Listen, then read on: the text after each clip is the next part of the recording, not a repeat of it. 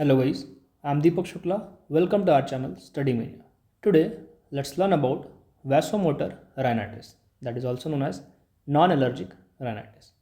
Here, the symptoms are very similar to allergic rhinitis, but when you do the serum Ig level, it is normal, and eosinophil count is also normal. Then what we'll think? We'll think of vasomotor or non-allergic rhinitis. So while writing exam, the clinical features will be almost same, except those itching parts. Other things are same.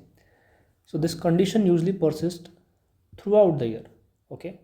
So while taking the history, we have to ask about the variations. So vasomotor rhinitis persists throughout the year, and all the tests for nasal allergy are negative. In that case, we have to think for vasomotor rhinitis also. What is the pathogenesis? Pathogenesis is very simple.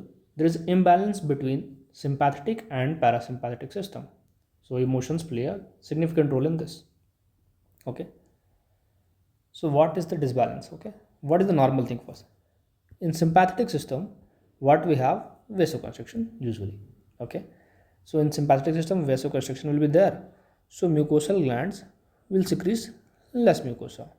Mucosa shrinks in size and there will be wider airway. Okay. So in sympathetic system, suppose you are running. Okay, your sympathetic system is very activated. You have to run very fast. So you have to breathe in so much. So how your body plays a very good role?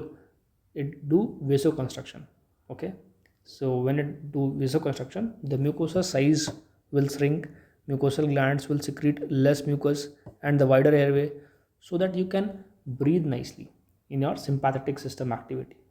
But while you are very lazy and parasympathetic system is working, it causes vasodilation usually. So in vasodilation, the mucosal glands will secrete more mucus secretion, and on the other hand, the mucosa becomes boggy. Okay, earlier it was like this. Now in parasympathetic it become boggy. So the airway will become narrow.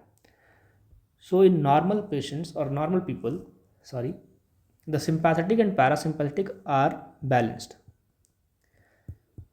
In vasomotor rhinitis, when there is disbalance between the sympathetic and parasympathetic activity, this will lead to vasomotor rhinitis. That is, when there is increased parasympathetic and decreased sympathetic activity. Okay, increased parasympathetic means more secretion, more obstruction, more boggy mucosa, and decreased vasoconstrictions and decreased sympathetic activity.